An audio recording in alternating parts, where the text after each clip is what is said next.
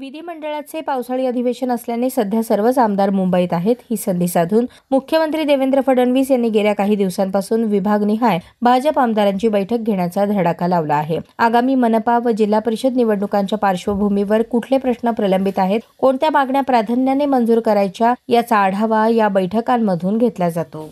बुधवारी पश्चिम महाराष्ट्राच्या लोकप्रतिनिधींची बैठक घेण्यात आली। त्यात सोलापूरमधील भाजपच्या 3ही आमदारांनी उपस्थित राहून सुमारे 29 प्रश्नांची जंत्रीच मुख्यमंत्र्यांसमोर मांडली। विशेष म्हणजे दुसऱ्या टर्ममध्ये मुख्यमंत्री झाल्यापासून देवेंद्र फडणवीसांच्या उपस्थितीत सोलापूरमध्ये एकही जाहीर कार्यक्रम झालेला नाही। विमानसेवा उद्घाटन कार्यक्रमासही त्यांना येता आले नाही। त्यामुळे इतर मागण्यांबरोबरच फडणवीसांनी एकदा सोलापूरला यावे अशी मागणी आमदार विजयकुमार देशमुख यांनी केली। दरम्यान या मागण्यांची नोंद घेऊन सकारात्मक विचार करण्याचे आश्वासन मुख्यमंत्र्यांनी दिले। आमदारांच्या मागण्या कितीही असल्या तरी निवडणुकीपूर्वी सोलापूरचे कोणते प्रश्न सोडवायचे आहेत याचा प्राधान्यक्रम ठरवण्याच्या सूचना मुख्यमंत्री फडणवीस यांनी पालकमंत्री जयकुमार गोरे यांना दिल्या।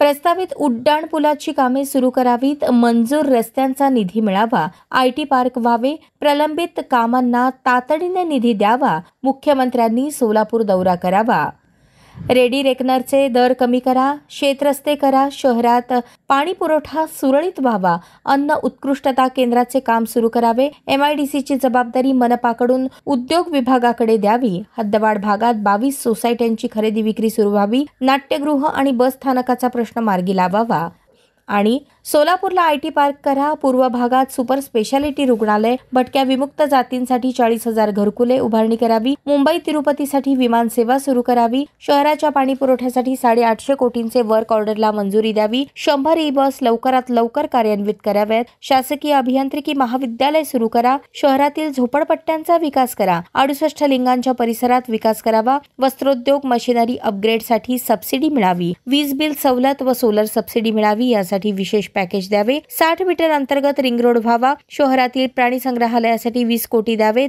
संभाजी महाराज तलावाच्या सुशोभीकरणासाठी 60 कोटी निधी मिळावा। सोलापूर शहराकरता स्थानिक आमदारांनी विविध मागण्या केल्यानंतर राज्याचे मुख्यमंत्री देवेंद्र फडणवीस काय निर्णय घेणार याकडे आता शहरवासियांचे लक्ष लागून आहे।